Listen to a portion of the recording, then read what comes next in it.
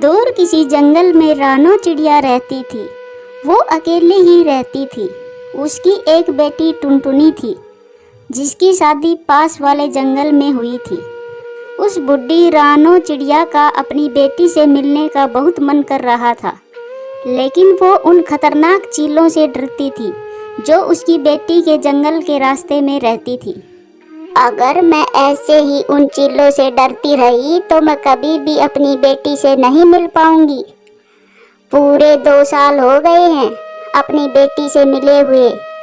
मैं आज अपनी बेटी से मिलने जरूर जाऊंगी। जो भाग्य में लिखा होगा वो जरूर होगा।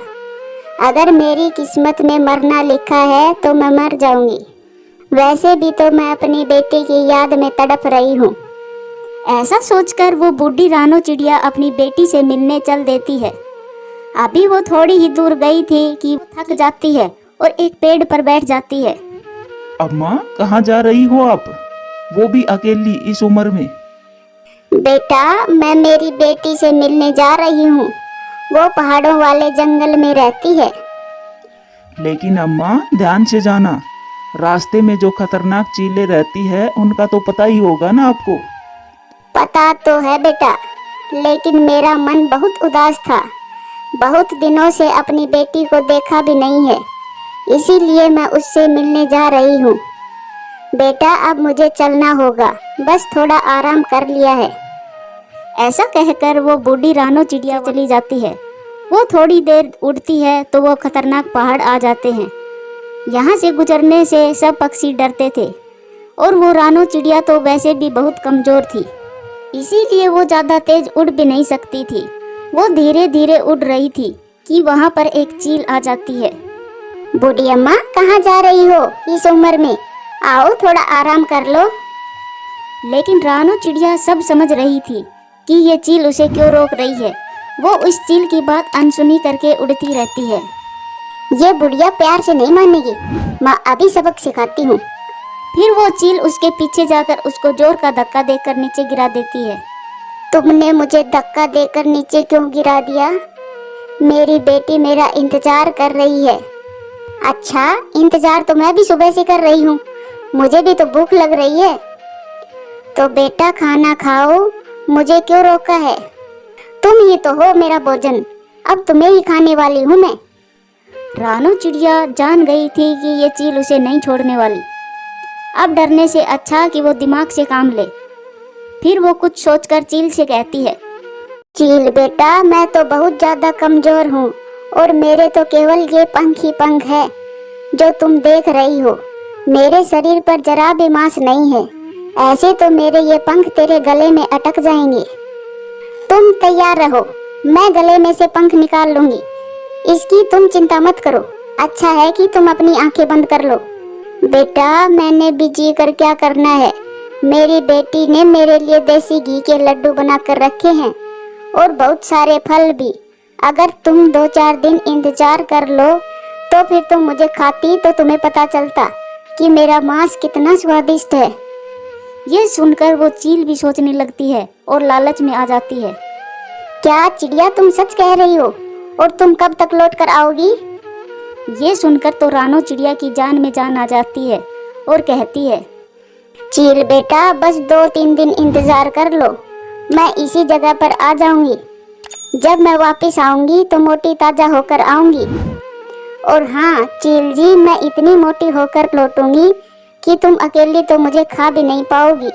इसलिए तुम अपने किसी खास को भी न्योता दे देना। तो फिर चलो, मैं तुम्हें इन पहाड़ों से बचाकर निकाल देती हूँ, कहीं और चील तुम्हें खा ले और मैं इंतजार ही करती रह जाऊँ। फिर वो चील उसे खतरनाक पहाड़ों से सुरक्षित निकाल देती है और फिर शाम होने से पहले ही रानो चिड़िया अपने पास पहुँच जाती है।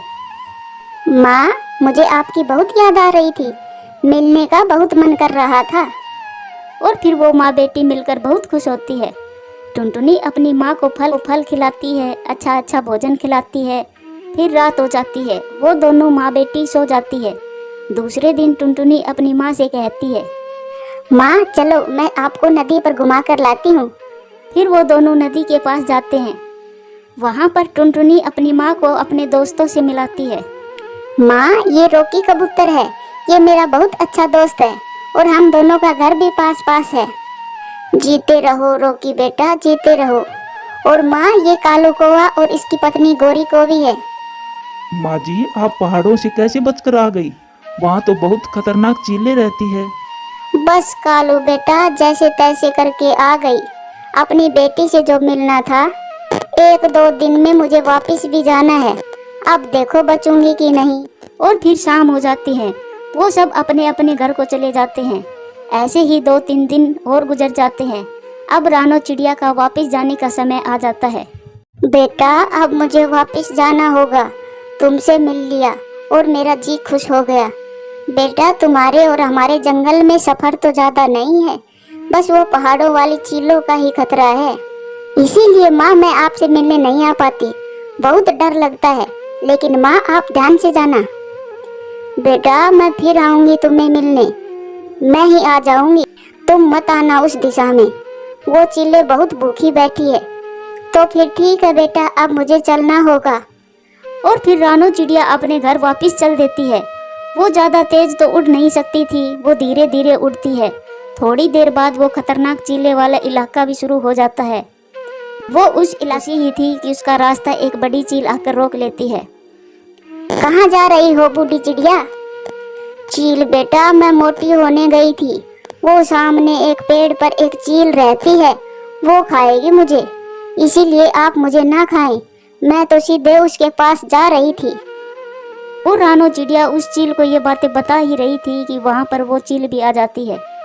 चील बेटा, मैं तो अपने वादे के मुताबिक खुद ही आ रही थी तुम्हारे पास, लेकिन मुझे इस बड़ी चील ने रोक लिया। ये तो मुझे खाने ही वाली थी, लेकिन मैंने इसे रोक दिया। इस बूढ़ी चिड़िया को मैंने पहले देखा है और इसे मैं ही खाऊंगी। बड़ी चील, मैं इतनी मोटी ताजा तुम्हारे लिए नहीं होकर आई। मुझे खाएगी तो मेरी ये चील बेटी ही खाएगी। इसे तो मैं देखती हूँ ये कैसे खाएगी। और फिर ऐसा कहकर वो बड़ी चील उस चील पर हमला कर देती है और वो आपस में लड़ना शुरू कर देती है। और रानो चिड़िया मौका का फायदा उठाकर वहाँ से चली जाती है। काफ़ी देर लड़ने के बाद थक हार कर लड़ाई रोकती है तो दोनों देखती है कि वो चिड़िया तो वहाँ से भाग गई थी। वो इधर उधर देखती है, लेकिन वो बूढ़ी रानो चिड़िया तो अपने जंगल में पहुँच गई थी। अब खा लो उस बूढ़ी चिड़िया को, वो हम दोनों को पागल बनाकर भाग गई। फिर वो दोनों चिल्ले हाथ मलती रह जाती है और उधर रानो चिड़िया अपनी सूझबूझ से बचकर अपने घोंसले में आ जाती है।